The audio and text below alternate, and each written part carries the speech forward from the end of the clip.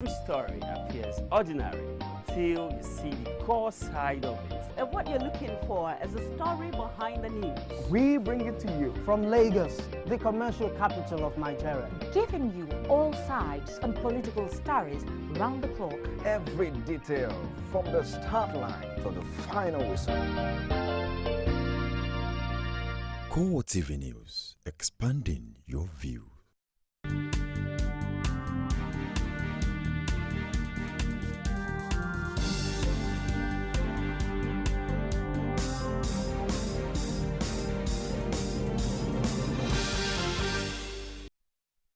Good afternoon, CoreTV News on the hour. I'm Tolu Ojeumi. The Ebola virus has claimed another victim in Nigeria. He's Joto Abdulkader, the protocol assistant who received the late Liberian-American Patrick Sawyer on arrival from Liberia. His death brings to 2 the number of Nigerians to die from the virus. ECO's commission has since confirmed the death of the 36-year staff of its Lagos liaison office. The commission said in a statement on Tuesday night that the protocol assistant was one of the people who assisted a Liberian American at the airport. Abdulkader had been under quarantine until his death. The World Health Organization (WHO) has authorized the use of experimental drugs in the fight against Ebola, as the death toll topped 1,000. A Spanish priest became the first European to succumb to the latest outbreak of the virus. The declaration by the United Nations Health Agency came after a U.S. company that makes an experimental serum said it had sent all its available supplies to hard-hit West Africa. These antibodies were produced in mice in response to Ebola's viral envelope and can block or neutralize the virus. These antibodies were tested on animals too, where they neutralized the virus. And now they've started being tested on humans, 3 healthcare workers, 2 Americans and 1 Spanish in the course of the last week. This research is interesting, but it's limited. The amount of antibody available is very low, and even if we take a decision to produce it semi-industrially, it will take many weeks before we get there. So this is a sign of hope, but it's a hope limited to a small number of patients. It's out of the question to consider giving this antibody to all patients suffering from Ebola at the moment. The federal government is soliciting the cooperation of transporters in a bid to check the spread of the Ebola virus. Health Minister Oyeboji Chukwu on Tuesday met the leadership of Nigeria's transport unions and cautioned them against conveying anyone that is sick without an authentic medical report. He also advised transporters to stop carrying dead bodies unless there is a clearance from the Minister of Health to avoid community transmission. In the meantime, market men and women have been called upon to always keep their environment clean in order to avert the outbreak of communicable diseases. Senior Special Assistant to the Lagos State Governor on Transport Education, Mariam Masha, gave the advice in an outreach program for traders and members of National Union of Road Transport Workers. Abiola Lula's report is presented from us today.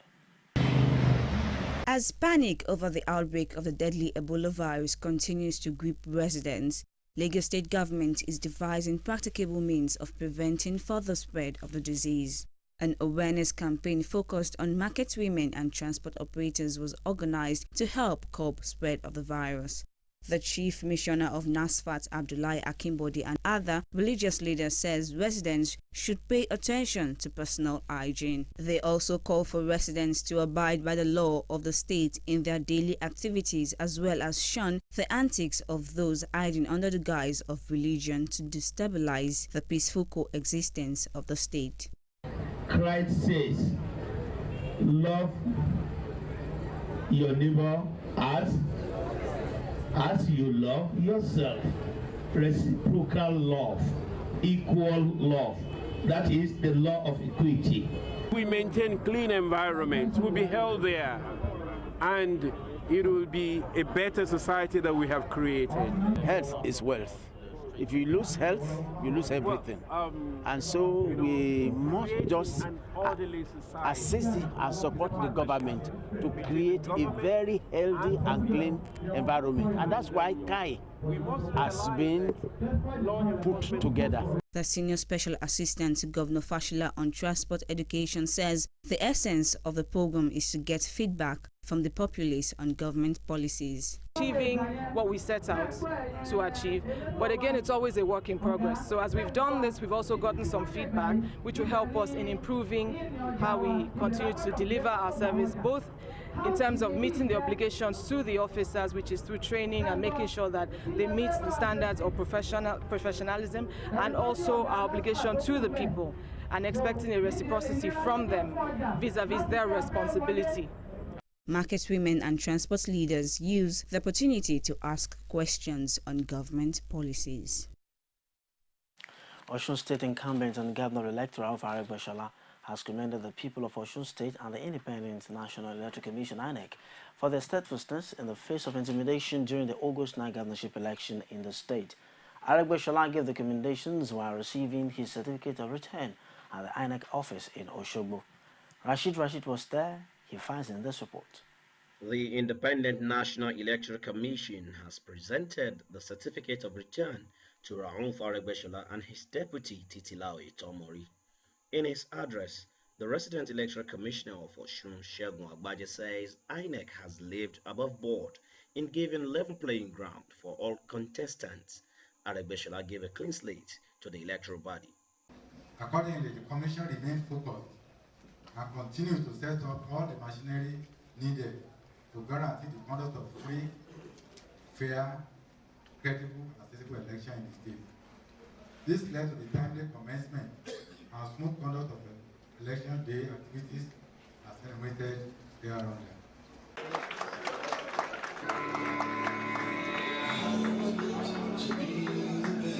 The governor-elect gave an analogy of his triumph despite all efforts from the powers that be to push him out of office. Then said David to the Philistine, "You come to me with a sword and with a spear and with a javelin, but I come to you in the name of the Lord of hosts, the God of the armies of Israel, whom you have defied. You can replace Israel with Osun.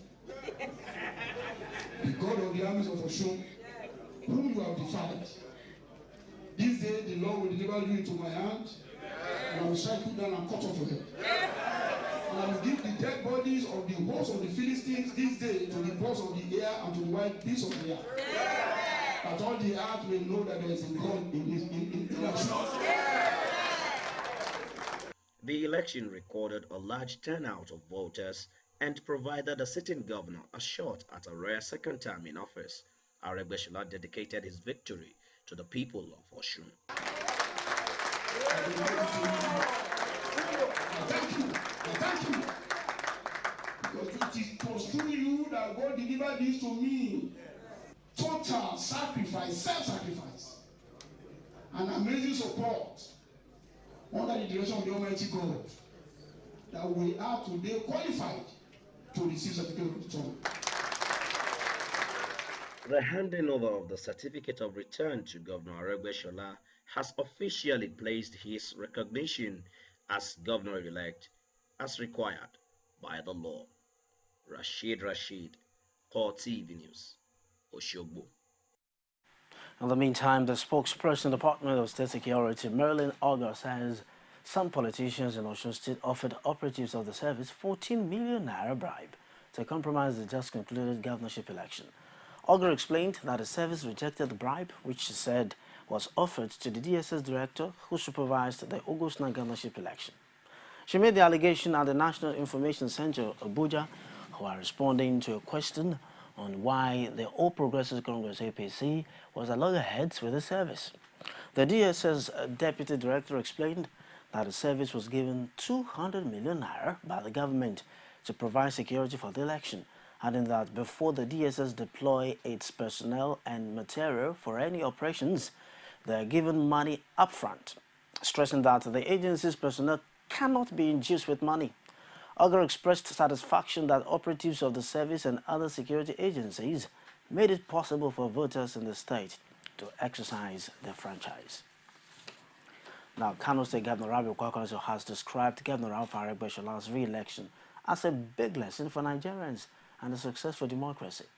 The governor told journalists that the outcome of the election is a lesson for democracy. He also commended the Independent National Electoral Commission (INEC) for doing a good job. As somebody who has been in the system, who can always read in between the lines, I believe that they have collected so much to the extent that they want to justify that resources that they have collected. Well, let me advise them to see what they collected as part of the what has been mentioned by our emir and many other well-meaning Nigerians that were missing, and therefore they should be happy that they got their own share. And we hope that other state chapters will do the same during the next election. Take as much as you can, and at the end of the day, you go and do what you think is right. The youth wing of the People's Democratic Party, PDP, says it will commence mobilizing support for the party ahead of the 2015 elections. The leadership of the group said after a meeting in Abuja that the idea is to draw attention to President Jonathan's achievements. We, PDP Youth Network, have ultimate task to help our nation to succeed, become secure, achieve technological advancement, eradicate poverty, become more healthy citizens of the world, and move us to the first position as far as Africa is concerned and world at large. To achieve this, we had a plan, synergy, and strategies, and coordinating people from all nooks and corners of Nigeria, both in diaspora. That is why we have such spread across the entire 36 states, including FCT and 774 local governments. Sanctions await South Sudan's warring leaders. Details in a moment. Don't get away. All new on Bodyworks. Welcome to Bodyworks, the fitness, wellness, and lifestyle show. It's often difficult to believe. Infertility is a condition that can actually be cured. When you say cured, I actually find that very difficult to believe. I'm sorry. Being an autistic child doesn't necessarily reduce your lifespan. Let's kind of start with gonorrhea. They call it gono. Gono. There's something we call plaque and calculus. Plaque is a soft teleneous material that adheres to the surface of the teeth. And it could be life-threatening. Most children who have enuresis, as a bedwetting, about 8 out of 10, I can tell you, will have the disease. It's called juvenile diabetes. There are a lot of diet pills out there. And there's no weight loss pill in a bottle. Okay. Point blank. Are you saying that it's okay to bleach? Depends on how you do it. And then, when the fibroid does not disturb the woman, we don't disturb the fibroid. Well, that's been our show. Showing every Saturday at 7:30 p.m. Bodyworks. Live right, be fit, and live well. Now, outside Nigeria, United Nations Security Council envoys warned South Sudan's warring leaders of sanctions if a civil war that has pushed the young nation to the brink of famine does not stop. Representatives of the 15-member council arrived in the capital, Juba, on a 2-day mission. They are due to meet rebel chief Riek Machar. Thousands of people have been killed and over 1,500,000 have fled almost 8 months of carnage sparked by a power struggle between Kiir and its sacked deputy Machar, with battles between government troops, mutinous soldiers, and ragtag militia, forced divided by tribe. Foreign Minister Barnaba Mario says diplomats would be shown what South Sudan is doing with regards to peace. The United Nations says South Sudan food crisis is the worst in the world, with aid workers worrying and warning of famine within weeks if conflict continues. That's it. Thanks for watching. I'm Tolu Ojewumi. Good afternoon.